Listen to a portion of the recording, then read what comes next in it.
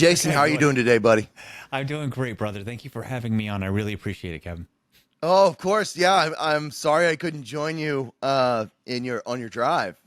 Yeah, it was one of those last minute things. I thought, this looks to me right from the beginning. I got a really weird feeling about this hurricane, and having 20 years of experience in dealing with disaster response, I looked and I said, something feels off about this.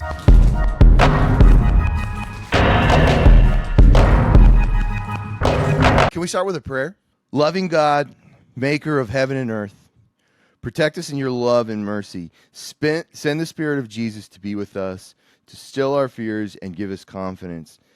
In the stormy waters, Jesus reassured his disciples by his presence, calm the storm, and strengthen their faith. Guard the people in on the East Coast from the storm and all of its effects. Give them courage to face their difficulties and the wisdom to see the ways of your Spirit, which binds us together in mutual assistance. With confidence, we make our prayer through Jesus Christ our Lord. Amen. Amen. So, tell me what your experience was like. Yeah, so you remember it was Sunday night. I gave you a phone call and I said, "Hey, do you want to come with me?" And I remember your response, your friend, but at the same time, your response was, "I don't know if I can really cover this from an angle of you guys running aid out there." I said, "No, man, something feels off about this. It's way too quiet on the Western Front, our Eastern Front, if you will. But the Western part of North Carolina was very quiet, and I know that terrain very well. And if you look at satellite pictures of this hurricane, I don't think people realize just how ginormous it was. And so I was getting kind of an eerie feeling. I said, I'm not seeing enough media coverage of this. And so that's what's my pitch to you. And you did try very hard to get out there. And I know that Glenn sent a team out there and they were able to do that. But that was my preface. And I said, okay, so I'm going to get on the road. So what it was that I'd gotten word that they were having emergency disaster response, issues immediately: food, water, the standard Maslow's hierarchy of needs, if you will. And I just I knew that based on previous experiences we'd had with natural disasters and responding to them, a lot of it is logistics. You can't just send stuff, even though our product happens to be one that can be kind of set to the side and it won't get damaged, kind of thing, because of what it is. It's not normally you get flooded with food and water and other things like that, and that's great, but it becomes a choke point. It's very natural for it to become like that as they wait for distribution. So normally in the past, we look for ways in which we can get our stuff to people directly. Whatever the aid we're sending, we find an organization, then we work with our partners at UPS and other things to make sure we can cut the line. Because for Hawaii example, we were warned stuff is just going to sit on a boat for weeks. So we had to find ways around. But in this instance, I just got this feeling, if we sent stuff, it's not going to get in there. And I don't even know if it's going to be able to get to, just something off about it. And so we made some contacts that we have in Western North Carolina. We loaded up the truck with as much, I'm not here to promote my company, but freeze-dried beef, right? So as much as we could get inside of our truck, got on the road and drove straight there. And I'm not bragging about this, but I'm 45 and 100% combat disabled. So getting on the road for the 15-hour drive there was pretty tough. It was even a longer drive back, but we went straight there and back. And I told you we were going to do that. I was like, I'm going to drop you off if you come with us, because we didn't want to stay and take any resources from that area. So, why am I telling you that? So I'm not bragging about a roundabout 40-hour drive. Because that was horrible. Don't do that. What I'm talking about is we got out there and I just had this instinct that stop and fuel up as far away as possible. So we're driving in. We knew the only road that was passable to get into Asheville. And when we went through that, I am so grateful my instincts kicked in on that, because by the time we'd gotten 200 miles out of there, you could see, where they had just cleared the highway, you couldn't drive in the right-hand lane because your risk of hitting a tree that had shifted in the wind because they just piled everything to the side was so high. Wow. And then you get in there and some of the things, it's just immediate. There's no sanitation. What do you mean? They're emptying out the swimming pool to refill the toilets so they can flush them. What does that mean? Well, it means all these people in this town are going into the woods. Well, that's developing crises. That's going to have second and third order effects. Where's the food? And then when we're dropping off our products, we were told, because I was wanted to be reassured that it would be distributed immediately to the most far-flung areas, the places where they're not going to have, because it's really important that you keep up your nutrition, when you're in areas where there's going to be increased risk of disease, exposure to elements, things like that. And I was told, hey, FEMA's going to try and steal this. And FEMA has been appropriating everything. And I'm like, well, is it because of distribution? Because in a lot of ways you think, well, they're going to have access to distribution points. Maybe that's not a bad thing. And I'm told, no, they're not distributing anything. And if you're not an approved vendor, they're going to take your stuff and not use it. And not use it? Not use it. So one, I have no idea what happened to our aid, which really makes me sad. But I'm hoping I'll get a follow-up one day on that, right? But when you drop off 7 cows worth of beef, 7,000 portions of food, that's pre-cooked and shelf stable and ready to be delivered, you're hoping that gets somewhere. So we kind of shifted operations to even further west because we started hearing. So I'm getting ahead of myself. But on the way back, the drive back, I'm now I have boots already en route. We have a team en route to Western North Carolina, up into Banner Elk, to act as a hub of operations. We get into contact with aviation units that we know are moving, civilian aviation groups that are working out of Raleigh and out of Charlotte. And I'm going to get all the towns wrong, and I apologize. I live in Texas, so I don't know North Carolina as well as I'd like to. But the point is that we started finding out where the choke points were for water and food, how we could start moving those in. Maslow's hierarchy of needs says that people need water and food immediately. But our focus has been on sanitation because this is what we're finding out. There's no access to some communities. When I say no access, that sounds like, the road is down. No access. No access unless you're coming in by helicopter. That's not ATV. That's not off-road vehicle. That's helicopter. I don't want to get ahead of myself because I don't mean to slow roll this, but I want people to understand the creeping horror that's coming in right now. Okay. And I'm not being melodramatic. And I've done this everywhere in the world. So people who don't, Kevin, are you familiar with the like North Carolina in general, the topography, the geography of it? Not at all. No. Okay. So I'm going to say it this way. I went to Marine combat training, North Carolina. What do you think we do all of our special operations training? North Carolina. Okay. There's a reason for that. Okay. It's because that is a tough area. Okay, that's a tough area to work in. That's a tough environment. And the thing about this hurricane is that it pushed inland and dumped so much water that when you look at it's like bridges are washed out. Okay, it's not one bridge. It's every bridge in a region. I want you to think about having to rebuild every one of those bridges to get to a community. I want you to think about how they tie utility lines and not just electricity, but the infrastructure that's needed to run cell phone towers, to run, broadband into certain communities. Obviously, these far-flung communities never had that.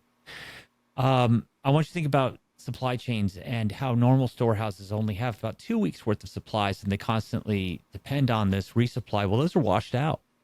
They're not just washed out. It's your primaries, your secondaries, your downstream supply chains. No pun intended when I say downstream. They're all gone. So there's resources, lots of people pumping resources in there, right?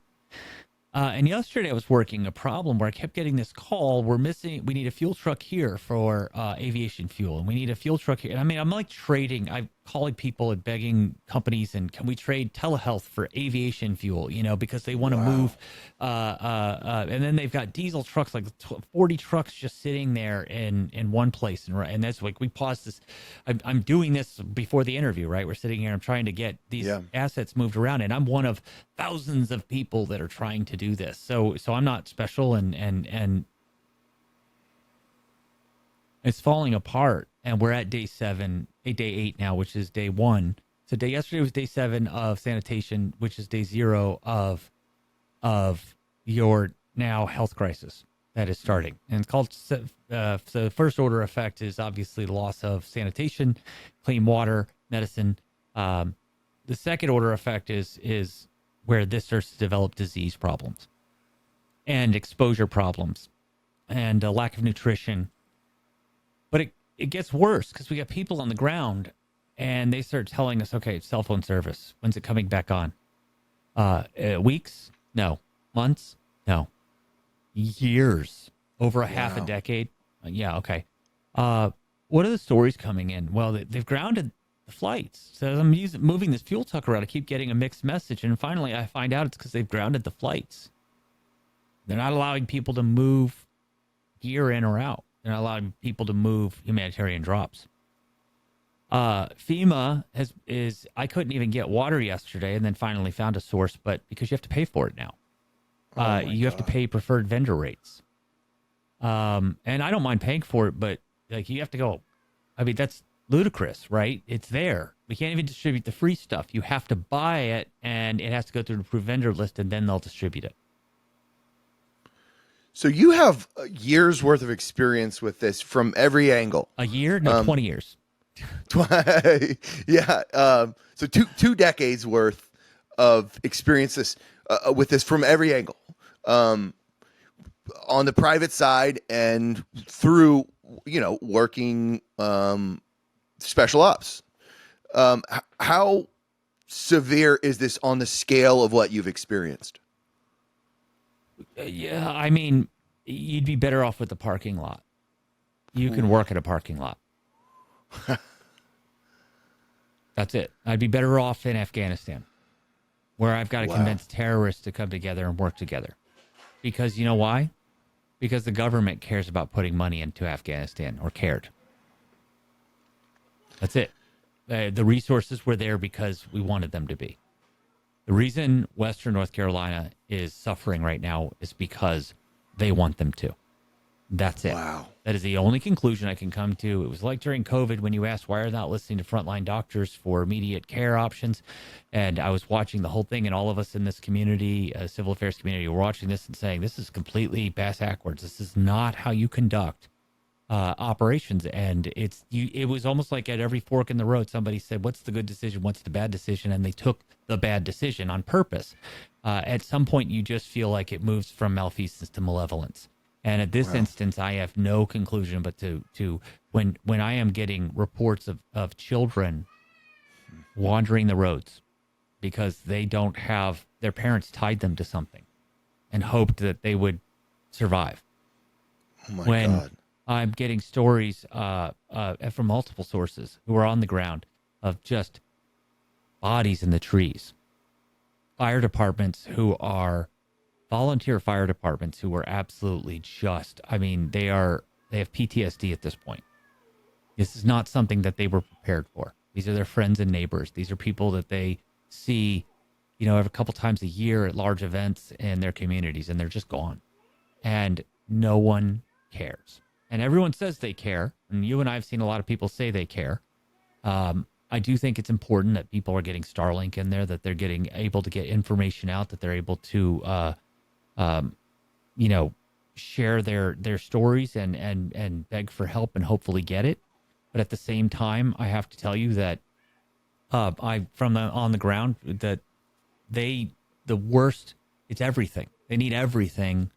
And they were, I asked because I was asking certain sectors, what about your mutual aid agreements? What about so forth and so on? And they just said, look, we were not prepared for this disaster because we didn't even know how to game this disaster. There was nothing there's nothing. That's the kind of devastation we're talking about. It's as if a war was laid out on those people.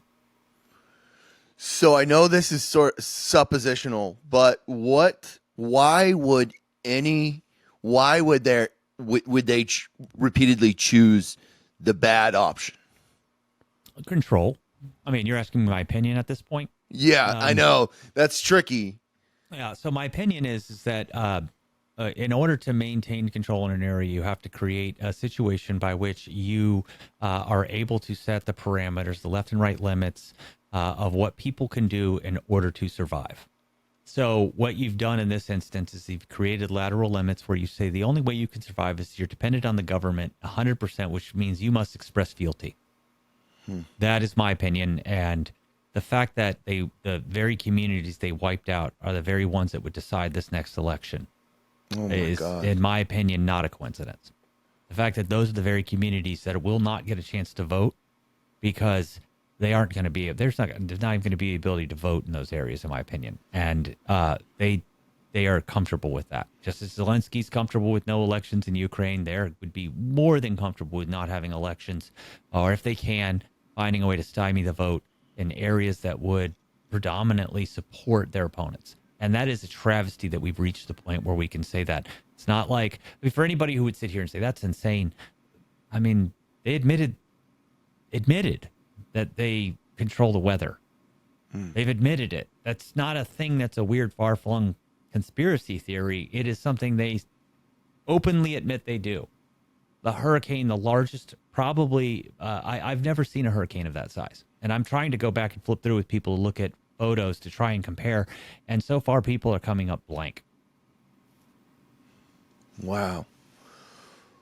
Man, I am speechless. This is just also devastating. I mean, the description of the reports you're getting about people in trees and children, that's devastating. I mean, Kevin, I could pull up the list right now. I mean, it's just one team on the ground, and we have. Oh wow! Breaking FEMA whistleblowers have come forward alleging the agency misappropriated the funds in the wake of Helene, withheld pre-disaster aid, and that first responders and service members have been waiting in hotels without deployment orders. Yeah, so here, this is, I mean, this is on the ground, and the list I have from him is 4 pages long, and that's just stuff. I mean, I can't. Everything, saline, just syringes, asthma medication, poor people who are stuck on SSRIs who now don't have their medication. That's just, I mean, Ziploc bags. I got, it's 4 pages long. They don't have anything. Wow. They don't have anything. What could we possibly do in this situation? I think keep talking about it, right? Okay. I mean, that's probably the number one thing, is that we all sit here and we don't stop talking about it, but we don't talk about it in a way that's trying to bring glory to ourselves. You sit here and you highlight the failures of the system and you highlight the ways in which we can correct it. Like us pushing out the sanitation stations. I don't need to sit here and I'm if I ever talk about something, the goal is just to hopefully inspire people to help or to thank people. But really, the goal is here, sit here like the background work is, we're looking at maps and trying to figure out where we could just constantly redeploy assets as they're needed, and at the same time be able to service them. Like, that's a basic thing that most people don't understand about logistics, right? You can't just go airdrop in some porta potties or a shower station because you can't service it. You got to pre-plan and say, hey, it will last for 4 days. Can we get there in 4 days? No, then we can't put it there. And those are hard choices. But then you got to say, how do we move people to assets? And there's so much to this, and it's a complex thing, but that they are ill-funded, ill-trained. The local resources are, and the national resources we could bring to bear have been instead brought to bear to serve communities that have welcomed in illegal immigrants instead. That's the fact. Wow. That's unbelievable. I don't want to keep you too long because you've got a lot going on right now. Yeah, I'm sorry. You see me doing it at the same time. I apologize. No, it's good. I'm coordinating groups of people right now, and I'm just trying not to. I want to give, because it's important that we dedicate this time to talk about what's happening, and that we talk about what companies can do, what people can do. Open up your Rolodexes, call people. I literally called a group of surgeons in Oklahoma, up there actually in Tulsa, and told them, raise me money now, please. Yeah. Just go raise money. For what? I'll get you the vendor and we'll get it. You just tell me when you raised X amount, and then I'll get you the vendor and you guys can directly pay for it, and then I'll get it deployed somewhere. It's people, and the worst part is, Kevin, people are going to forget about this in a few weeks. Wow. If we don't keep talking about it. So the most important thing we can do is continue to bring focus on this. If people want to help the election, if that's what they understand the long term, then focus on this. Focus on the impact this is having. Focus on the failures of the regime that's currently in charge. Focus on where the priority of efforts should be in a country that, we have empathy for many, many, many other people in this world, as we should, and we continue to deploy resources around the world to support humanitarian efforts. That said, if you can't take care of your own children, then you shouldn't be taking care of your neighbor's kids. That's just how it works. And we are not taking care of our people right now. And that needs to be the primary focus, because people are dying right now and we cannot let this go.